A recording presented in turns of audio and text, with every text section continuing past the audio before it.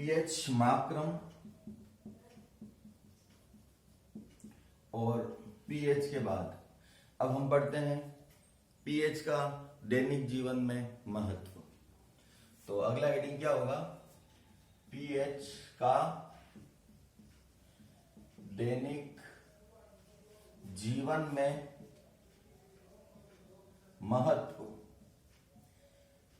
हमारी daily life के अंदर पीएच का क्या रोल है, उसकी बात अपन करते हैं।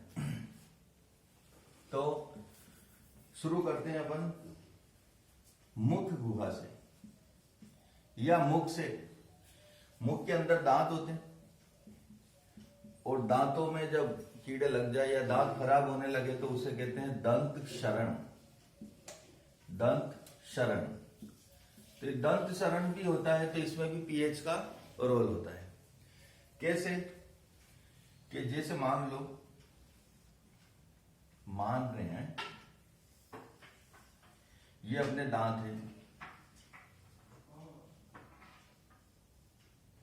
अलग अलग वैरायटी के दांत हैं। भोजन ग्रहण करने के बाद, जैसे ही हम भोजन ग्रहण करते हैं, भोजन खाने के बाद में भोजन के छोटे छोटे कण इन दांतों के बीच में रह जाते हैं। हमारे शरीर के अंदर जीवाणुओं की संख्या अनंत होती है।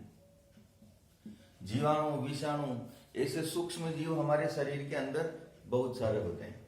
जब हम भोजन ग्रहण करते हैं तो भोजन ग्रहण करने के बाद भोजन के छोटे छोटे कण हमारे दांतों के बीच में फंसे हुए रह जाते हैं। ये जो सूक्ष्म जीव है, ये सूक्ष्म जीव इन भोजन के कणों को, जो अवशिष्ट कणों के रूप में है, ये ग्रहण कर लेते हैं भोजन के रूप में। या यूं कहें कि ये सूक्ष्म जीव भोजन के कणों को खा लेते हैं और उसके बाद में अम्लीय पदार्थ का निर्माण होता है। कौन से पदार्थ का? अम्लीय पदार्थ। ये सूक्ष्म जीव भोजन के कणों को ग्रहण करते हैं और ग्रहण करने के बाद किनका निर्माण होता है? अम्लीय पदार्थ, या यूं कहें कि अम्ल का निर्माण होता है। अब हमारे मुख के अंदर जो पीएच का सामान्य मान होता है वो होता है 6.5। मुख का सामान्य पीएच मान कितना होता है? 6.5। ये सूक्ष्म जीव भोजन ग्रहण कर रहे हैं और लगातार किसका निर्माण कर रहे हैं? अम्लीय पदार्थ का। तो इस मुख गुहा में अम्ल की मात्रा धीरे धीरे बढ़ती जाती है। और अगर हम मुख की सफाई नहीं करें लंबे समय तक और ये सूक्ष्म जीव लगातार अम्लीय पदार्थ का निर्माण करते रहते हैं तो मुख के अंदर अम्ल की मात्रा बढ़ती जाती है। मुख के अंदर अम्ल की मात्रा बढ़ेगी तो पीएच का मान क्या होता जाएगा? कम। तो पीएच का मान नॉर्मली कितना होता है? 6.5, और ये पीएच का मान 6.5 से घटते घटते 5.5 रह जाए। कितना हो जाए? 5.5 या उससे भी कम हो जाए। तो जैसे ही मुख गुहा या मुख के अंदर पीएच का मान 5.5 से कम होता है तो दांतों का क्षरण होने लगता है। या यूं कहे, हमारे शरीर का सबसे कठोरतम पदार्थ, पूरे शरीर का सबसे कठोरतम पदार्थ इनेमल होता है। क्या होता है? इनेमल। शरीर का सबसे कठोरतम पदार्थ इनेमल होता है, जो हमारी दांतों के ऊपर आवरण के रूप में पाया जाता है, इसीलिए दांत कठोर होते हैं। लेकिन जब मुख के अंदर पीएच का मान 5.5 से कम हो जाएगा तो इतना कम पीएच होने पर दांतों के ऊपर लगा इनेमल खराब होने लगता है, नष्ट होने लगता है, क्षय होने लगता है। और यही घटना क्या कहलाती है? दंत क्षय या दंत शरण। अब इसे रोका कैसे जा सकता है? तो इसे रोकने का क्या तरीका है कि भोजन करने के बाद नियमित रूप से हमें क्षारीय प्रकृति का दंत मंजन या क्षारीय प्रकृति का कोई भी विलयन से मुख की सफाई करनी चाहिए। ऐसा होने से क्या होगा कि जो अम्लीय पदार्थ लगातार बनते हैं और हम क्षारीय प्रकृति का दंत मंजन यूज में लेंगे तो पीएच का मान 5.5 से कम कभी नहीं होगा और दंत शरण होने से हम रोक सकते हैं। तो सबसे पहले पीएच का दैनिक जीवन में महत्व में फर्स्ट पॉइंट क्या आया? दंत क्षय या दंत शरण। तो दंत शरण क्या है समझा हमने। दंत शरण के बाद सेकंड नंबर आता है आमाशय या उदर में अम्लता। ये भी दैनिक जीवन में हम देखते हैं, बहुत सारे व्यक्ति इससे परेशान हैं कि आमाशय के अंदर, आमाशय या पेट के दो या उदर के दो, इसमें एसिडिटी हो जाती है।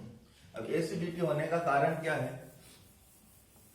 देखो, ये जैसे अपना मुख है और मुख गुहा में, मुख गुहा, ग्रासनाल और ग्रासनाल आमाशय में खुलता है। किसमें? आमाशय में। ये मान लो आमाशय, और आमाशय किसमें खुलता है? छोटी आंत में, और छोटी आंत फिर बड़ी आंत में। ये पढ़ेंगे अपन पाचन तंत्र के अंदर। फिलहाल ये आमाशय की बात करते हैं। तो आमाशय के अंदर आंतरिक स्तर पर जठर ग्रंथियां पाई जाती है। क्या पाई जाती है? जठर ग्रंथियां।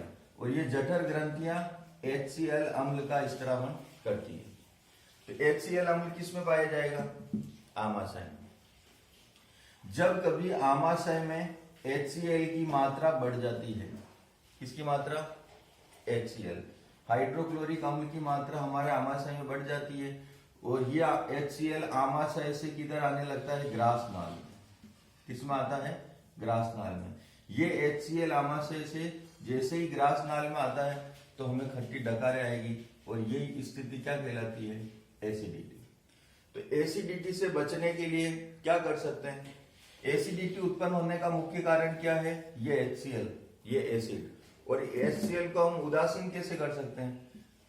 पढ़ा हमने कि अगर ये अम्ल है तो इसे उदासीन कौन करेगा? कोई भी क्षार कर सकता है।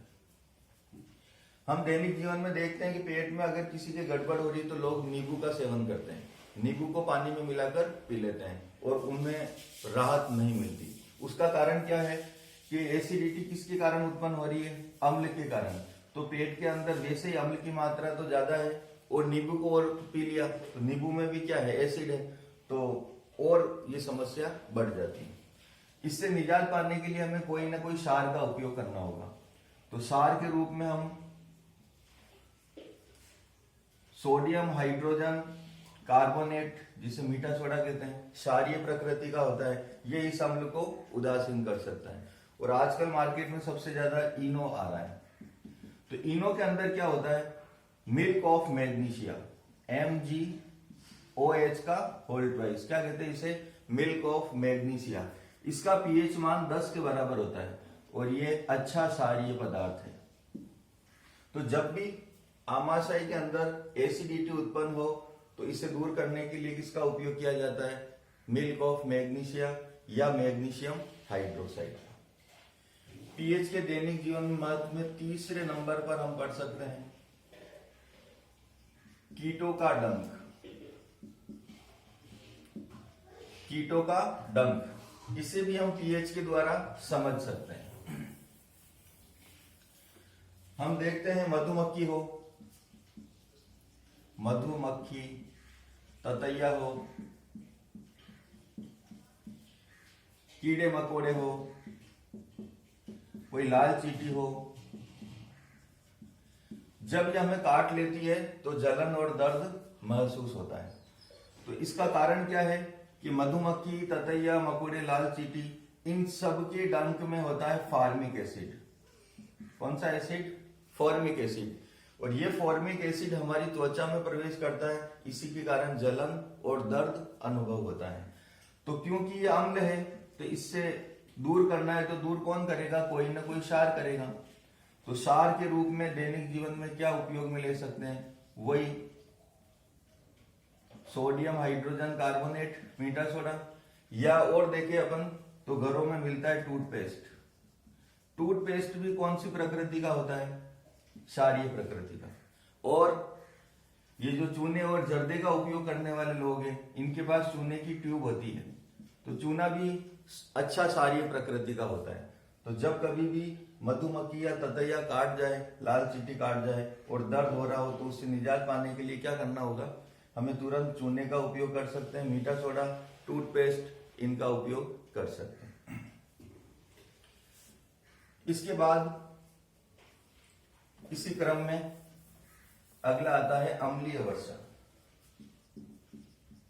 अम्लीय वर्षा, वैसे तो वर्षा का जल पूर्ण शुद्ध माना गया है, लेकिन अब वर्तमान में जो कल कारखाने उत्पन्न हुए हैं, मोटर वाहन उत्पन्न हो रहे हैं, इनसे निकलने वाले नाइट्रोजन और ऑक्सीजन और सल्फर, ये जो गैसें हैं जब वायुमंडल में ऊपर जाते हैं, मान लो ये बादल है और बादल से वर्षा हो रही है, तो ये जो वर्षा का जल है ये नीचे की ओर आ रहा है और यहां से सल्फर और नाइट्रोजन के ऑक्साइड या यूं कहें SO2, NO2, ये गैसें ऊपर जाती है। ये गैसें जब ऊपर जाएगी और ऊपर से वर्षा नीचे आ रही है, वर्षा का जल तो नीचे आ रहा है और ये गैसें हल्की होने के कारण ऊपर जा रही है। ये गैसें जब जल से अभिक्रिया करती है तो HNO3 और H2SO4 जैसे अम्लों का निर्माण करती है। ये अम्लीय पदार्थ वर्षा के जल के साथ जब मिलते हैं तो इस वर्षा को कहते हैं अम्लीय वर्षा। कौन सी वर्षा? अम्लीय वर्षा। अम्लीय वर्षा में पीएच का मान 5.6 से कम होता है, या यूं कहें जब वर्षा का पीएच मान 5.6 से कम हो जाता है तो वर्षा क्या कहलाती है? अम्लीय वर्षा। ये अम्लीय वर्षा संगमरमर से बने हुए जितने भी भवन हैं उनको नुकसान पहुंचाती है। वर्तमान में अगर हम बात करें तो ताजमहल अम्लीय वर्षा के कारण ही खराब हो रहा है। ये अम्लीय वर्षा जब पानी में, जलाशय में, समुद्र, नदियां, तालाबों में जाते हैं तो उनके जल को भी दूषित कर देते हैं, तो इन जलाशयों में रहने वाले जीव जंतु मृत पाए गए या उन्हें नुकसान पहुंचता है। यही अम्लीय वर्षा जब हमारे खेतों में, मिट्टी में जाती है तो मिट्टी की उर्वरता कम हो जाती है, फसलों की उत्पादन क्षमता कम हो जाती है। तो ये हुई अपनी अम्लीय वर्षा। और अम्लीय वर्षा के बाद में हम बात कर सकते हैं मृदा की पीएच। हमें जब खेती करनी होती है तो लोग क्या करते हैं कि खेती की जा रही है, आस पड़ोस वालों ने कौन सी खाद मिलाई कि यूरिया मिला रहे हैं, तो उसी को देखकर हम भी यूरिया का उत्पादन करते हैं, बाजार से ले आते हैं और खेतों में मिला देते हैं और फिर भी देखते हैं कि उत्पादन कम हो रहा है। तो सही तरीका क्या होता है कि हम अपने खेतों की थोड़ी सी मिट्टी का सैंपल ले लें और बड़े बड़े सिटी में, शहरों में और आजकल तो गाँवों में भी सहकारी समितियां बनी हुई जहां पर जांच होती है। हम अपने खेतों की मिट्टी ले जाकर उसकी जांच कराएं और पता करें कि हमारे मिट्टी के अंदर कौन से पोषक तत्व कम है और हम कौन सी फसल उगाना चाहते हैं। मान लो हम बाजरा उगाना चाहते हैं और बाजरे के लिए अनुकूलित स्थितियां क्या क्या है मिट्टी में, उसके लिए कौन कौन से पोषक तत्व होने चाहिए। जब हम मिट्टी की जांच कराएंगे और हम देखते हैं कि ये वाला पोषक तत्व कम है तो उसी के हिसाब से उर्वरक का उपयोग अगर हम करें तो उत्पादन बढ़ सकता है। तो ये देखा हमने पीएच का दैनिक जीवन में महत्व। पहला क्या था? दंत शरण। फिर दूसरा आमाशय में अम्लता, कीटों का डंक, अम्लीय वर्षा और मृदा की पीएच। तो इस प्रकार हमने पीएच मापक्रम, पीएच और उसका दैनिक जीवन में महत्व वाला टॉपिक पढ़ा। शेष अगली क्लास में। Thank you.